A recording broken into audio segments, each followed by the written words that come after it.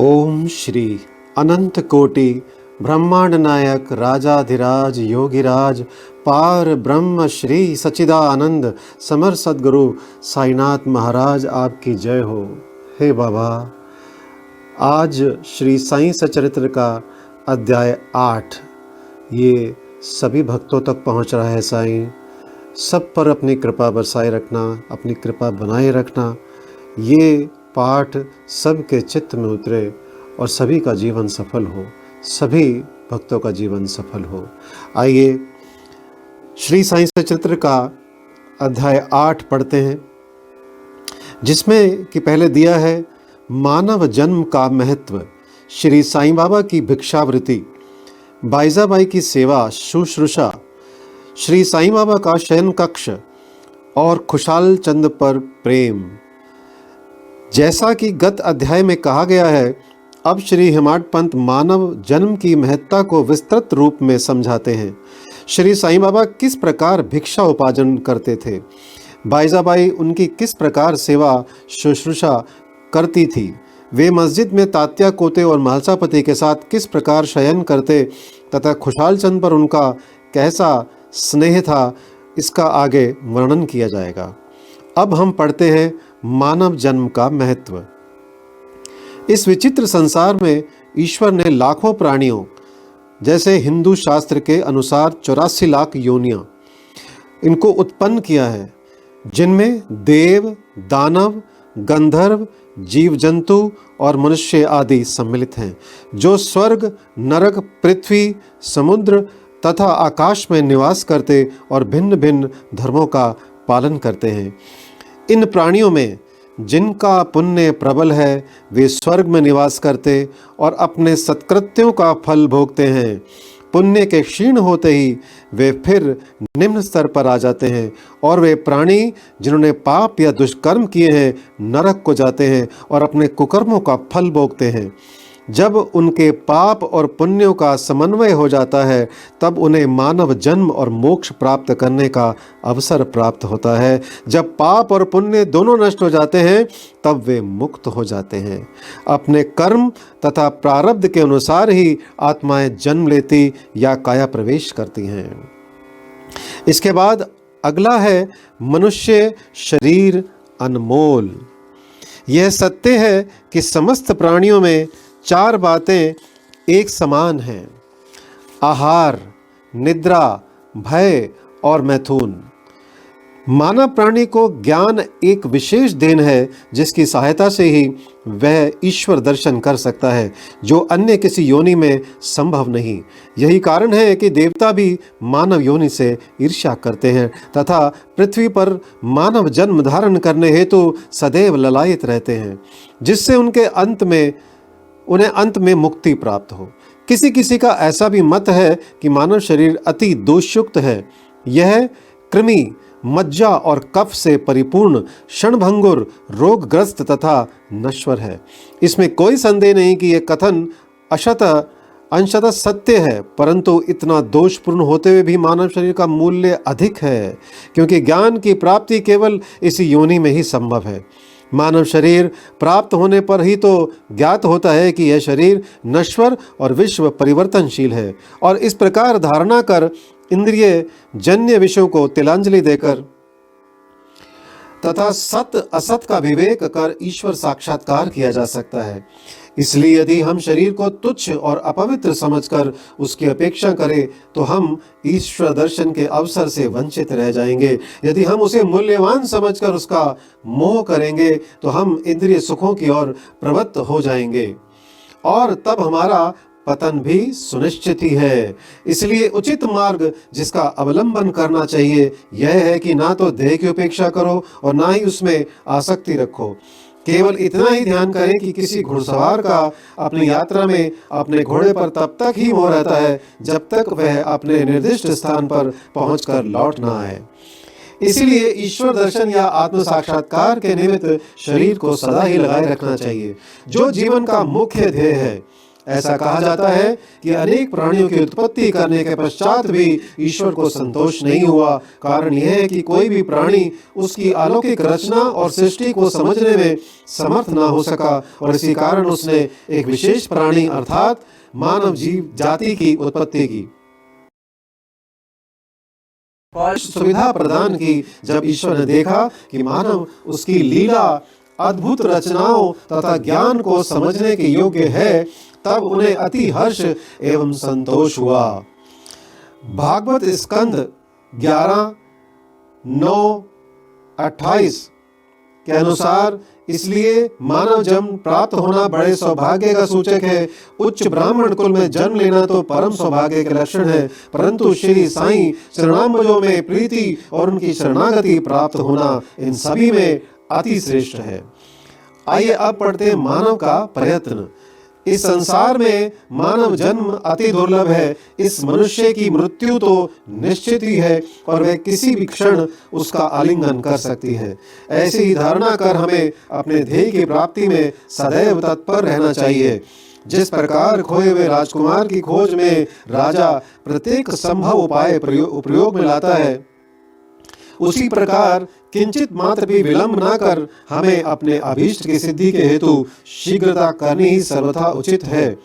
अतः पूर्ण लगन और उत्सुकता पूर्वक अपने ध्येय, आलस्य और निद्रा को त्याग कर हमें ईश्वर का सर्वदा ध्यान रखना चाहिए। यदि हम ऐसा ना कर सके तो हमें पशुओं के स्तर पर ही अपने आप को समझना पड़ेगा। आगे पढ़ते हैं, कैसे प्रवृत्त होना। अधिक सफलतापूर्वक और साक्षात्कार को सुलभ प्राप्त करने का एकमात्र उपाय है किसी योग्य संत या सद्गुरु के चरणों की शीतल छाया में आश्रय लेना, जिसे कि ईश्वर साक्षात्कार हो चुका हो। जो लाभ धार्मिक व्याख्यानों के श्रवण करने और धार्मिक ग्रंथों के अध्ययन करने से प्राप्त नहीं हो सकता, वह इन उच्च आत्मज्ञानियों की संगति में सहज ही प्राप्त हो जाता है। जो प्रकाश हमें सूर्य से प्राप्त होता है, वैसा विश्व के समस्त तारे भी मिल जाएं तो भी नहीं दे सकते। इस प्रकार जिस आध्यात्मिक ज्ञान की उपलब्धि हमें सद्गुरु की कृपा से हो सकती है, वह ग्रंथों और उपदेशों से किसी प्रकार संभव नहीं है। उनकी प्रत्येक गतिविधि, मृदु भाषण, गुह्य उपदेश, क्षमाशीलता, स्थिरता, वैराग्य, दान और परोपकारिता, मानव शरीर का नियंत्रण, अहंकार, शून्यता आदि गुण जिस प्रकार भी वे इस पवित्र मंगल विभूति द्वारा व्यवहार में आते हैं, सत्संग द्वारा भक्त लोगों को उसके प्रत्यक्ष दर्शन होते हैं। इससे मस्तिष्क की जागृति तथा उत्तरोत्तर आध्यात्मिक उन्नति होती है। श्री साईं बाबा इसी प्रकार के एक संत या सद्गुरु थे। यद्यपि वे बाह्य रूप से एक फकीर का अभिनय करते थे, परंतु वे सदैव आत्मलीन रहते थे। वे समस्त प्राणियों से प्रेम करते और उनमें भगवत दर्शन का अनुभव करते थे। सुखों का उनको कोई आकर्षण ना था और ना वे आपत्तियों से विचलित होते थे। उनके लिए अमीर और फकीर दोनों ही समान थे। जिनकी केवल कृपा से भिखारी भी राजा बन सकता था, वे शिरडी में द्वार द्वार घूमकर भिक्षा उपार्जन किया करते थे। यह कार्य वे इस प्रकार करते थे। बाबा की भिक्षावृत्ति। शिरडी वासियों के भाग्य की कौन कल्पना कर सकता है कि जिनके द्वार पर पार ब्रह्म भिक्षुक के रूप में खड़े रहकर पुकार करते थे, ओ माई, एक रोटी का टुकड़ा मिले, और उसे प्राप्त करने के लिए अपना हाथ फैलाते थे। एक हाथ में वे सदा टमरेल लिए रहते तथा दूसरे में एक झोली। कुछ घरों में तो वे प्रतिदिन ही जाते और किसी किसी के द्वार पर केवल फेरी ही लगाते थे। वे साग, दूध या छाछ आदि पदार्थ तो टीन पात में लेते तथा भात व रोटी आदि अन्य सूखी वस्तुएं झोली में ढाल लेते थे। बाबा की जिह्वा को कोई स्वाद रुचि ना थी, क्योंकि उन्होंने उसे अपने वश में कर लिया था। इसलिए वे भिन्न भिन्न वस्तुओं के स्वाद की चिंता क्यों करते। जो कुछ भी भिक्षा में उन्हें मिल जाता, उसे ही वे मिश्रित कर संतोषपूर्वक ग्रहण करते थे। अमुक पदार्थ स्वादिष्ट है या नहीं, बाबा ने इस और कभी ध्यान ही नहीं दिया। मानो उनकी जिह्वा में स्वाद बोध ही ना हो। वे केवल मध्याह्न तक ही भिक्षा उपार्जन करते थे। यह कार्य बहुत अनियमित था। किसी दिन तो वे छोटी सी फेरी लगाते तथा किसी दिन 12 बजे तक वे एकत्रित भोजन एक कुंडी में डाल देते, जहां कुत्ते, बिल्लियां, कौवे आदि स्वतंत्रता पूर्वक भोजन करते थे। बाबा ने उन्हें कभी नहीं भगाया। एक स्त्री भी जो मस्जिद में झाड़ू लगाया करती थी, रोटी के 10-12 टुकड़े उठाकर अपने घर ले जाती थी, परंतु किसी ने कभी उसे नहीं रोका। जिन्होंने सपन में भी बिल्लियों और कुत्तों को कभी दुत्कार कर नहीं भगाया, वे भला निस्सहाय गरीबों को रोटी के कुछ टुकड़ों को उठाने में क्यों कर रोकते। ऐसे महान पुरुष का जीवन धन्य है। शिरडी वासी तो पहल उन्हें केवल एक पागल ही समझते थे और वे शिरडी में इसी नाम से विख्यात भी हो गए थे। जो भिक्षा के कुछ टुकड़ों पर निर्वाह करता हो, भला उसका कोई आदर कैसे करता। परंतु ये तो उदार हृदय, त्यागी और धर्मात्मा थे। यद्यपि वे बाहर से चंचल और अशांत प्रतीत होते थे, परंतु अंतःकरण से वे दृढ़ और गंभीर थे। उनका मार्ग गहन तथा गूढ़ था। फिर भी ग्राम में कुछ ऐसे श्रद्धावान और सौभाग्यशाली व्यक्ति थे जिन्होंने उन्हें पहचान कर एक महान पुरुष माना। ऐसी ही घटना नीचे दी जाती है, यानी बायजाबाई की सेवा। तात्या कोते की माता, जिनका नाम बायजाबाई था, दोपहर के समय एक टोकरी में रोटी और भाजी लेकर जंगल को जाया करती थी। वे जंगल में कोसों दूर जाती और बाबा को ढूंढकर उनके चरण पकड़ती थी। बाबा तो शांत और ध्यान मग्न बैठे रहते थे। वे एक पत्तल बिछाकर उस पर सब प्रकार के व्यंजन आदि जैसे रोटी, साग आदि परोसती और बाबा से भोजन करने के लिए आग्रह करती। उनकी सेवा तथा श्रद्धा की रीति बड़ी ही विलक्षण थी। प्रतिदिन दोपहर को जंगल में बाबा को ढूंढना और भोजन के लिए आग्रह करना, उनकी इस सेवा और उपासना की स्मृति बाबा को अपने अंतिम क्षणों तक बनी रही। उनकी सेवा का ध्यान कर बाबा ने उनके पुत्र को बहुत लाभ पहुंचाया। माँ और बेटे दोनों को ही फकीर पर दृढ़ निष्ठा थी। उन्होंने बाबा को सदैव ईश्वर के समान ही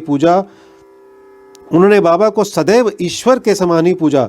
बाबा उनसे कभी कभी कहा करते थे कि फकीरी ही सच्ची अमीरी है, उसका कोई अंत नहीं। जिसे अमीरी के नाम से पुकारा जाता है, वह शीघ्र ही लुप्त हो जाने वाली है। कुछ वर्षों के बाद बाबा ने जंगल में विचरना त्याग दिया। वे गांव में ही रहने और मस्जिद में ही भोजन करने लगे। इस कारण बायजाबाई को भी उन्हें जंगल में ढूंढने के कष्ट से छुटकारा मिल गया। आगे पढ़ते हैं। तीनों का शयन कक्ष। वे संत पुरुष धन्य हैं जिनके हृदय में भगवान वासुदेव सदैव वास करते हैं। वे भक्त भी भाग्यशाली हैं जिन्हें उनका सानिध्य प्राप्त होता है। ऐसे ही 2 भाग्यशाली भक्त थे, पहला तात्या कोते पाटिल और दूसरा भगत महालसापति। दोनों ने बाबा के सानिध्य का सदैव पूर्ण लाभ उठाया। बाबा दोनों पर एक समान प्रेम रखते थे। ये तीनों महानुभाव मस्जिद में अपने सिर पूर्व, पश्चिम तथा उत्तर की ओर करते और केंद्र में एक दूसरे के पैर से पैर मिलाकर शयन किया करते थे। बिस्तर में लेटे लेटे ही वे आधी रात तक प्रेम पूर्वक वार्तालाप और इधर उधर की चर्चाएं किया करते थे। यदि किसी को भी निद्रा आने लगती तो दूसरा उसे जगा देता था। यदि तात्या खर्राटे लेने लगते तो बाबा शीघ्र ही उठकर उसे हिलाते और सिर पकड़कर जोर से दबा देते थे। यदि कहीं यह महालसापति हुए तो उन्हें भी अपनी ओर खींचते और पैरों पर धक्का देकर पीठ थपथपाते थे। इस प्रकार तात्या ने 14 वर्षों तक अपने माता पिता को ग्रह पर ही छोड़कर बाबा के प्रेमवश मस्जिद में ही निवास किया। कैसे सुहावने दिन थे वे, उनकी क्या कभी विस्मृति हो सकती है। उस प्रेम का क्या कहना, बाबा की कृपा का मूल्य कैसे आंका जा सकता था। पिता की मृत्यु होने के पश्चात तात्या पर घरबार की जिम्मेदारी आ पड़ी, इसलिए वे अपने घर जाकर रहने लगे। इसके आगे पढ़ते हैं। राहता निवासी खुशाल चंद। शिरडी के गणपत तात्या कोते को बाबा बहुत ही चाहते थे। वे राहता के मारवाड़ी सेठ श्री चंद्रभान को भी बहुत प्यार करते थे। सेठ जी का देहांत होने के उपरांत बाबा उसके भतीजे खुशाल चंद को भी अधिक प्रेम करते थे। वे उनके कल्याण की दिन रात फिक्र किया करते थे। कभी बैलगाड़ी में तो कभी टांगे में वे अपने अंतरंग मित्रों के साथ राहता को जाया करते थे। ग्रामवासी बाबा के गांव के फाटक पर आते ही उनका अपूर्व स्वागत करते और उन्हें प्रणाम कर बड़ी धूमधाम से गांव ले जाते थे। खुशहाल चंद बाबा को अपने घर पर ले जाते और कोमल आसन पर बिठाकर उत्तम सुस्वादु भोजन कराते और आनंद तथा प्रसन्न चित्त से कुछ देर तक वार्तालाप किया करते थे। फिर बाबा सबको आनंदित कर और आशीर्वाद देकर शिरडी वापस लौट आते थे। एक और राहता यानी दक्षिण में तथा दूसरी ओर नीम गांव में यानी उत्तर में था। इन दोनों ग्रामों के मध्य में शिरडी स्थित है। बाबा अपने जीवन काल में कभी भी इन सीमाओं के पार नहीं गए। उन्होंने कभी रेलगाड़ी और नहीं देखी, ना कभी उसमें प्रवास ही किया, परंतु फिर भी उन्हें सब गाड़ियों के आवागमन का समय ठीक ठीक ज्ञात रहता था। जो भक्तगण बाबा से लौटने की अनुमति मांगते और आदेशानुकूल चलते, वे कुशलतापूर्वक घर पहुंच जाते थे, परंतु इसके विपरीत जो अवज्ञा करते, उन्हें दुर्भाग्य व दुर्घटनाओं का सामना करना पड़ता था। इस विषय से संबंधित घटनाओं और अन्य विषयों का अगले अध्याय में विस्तार पूर्वक वर्णन किया जाएगा। यानी विशेष इस अध्याय के नीचे दी हुई टिप्पणी बाबा के खुशहाल चंद पर प्रेम के संबंध में है। किस प्रकार उन्होंने काका साहेब दीक्षित को राहता जाकर खुशहाल चंद को लिवा लाने को कहा और उसी दोपहर को खुशहाल चंद से स्वप्न में शिरडी आने को कहा, इसका उल्लेख यहाँ नहीं किया गया है, क्योंकि इसका वर्णन इस सचरित्र के 30वें अध्याय में किया जाएगा। श्री सद्गुरु साईनाथ प्रणमस्तु। शुभम भवतु। ओम साई राम।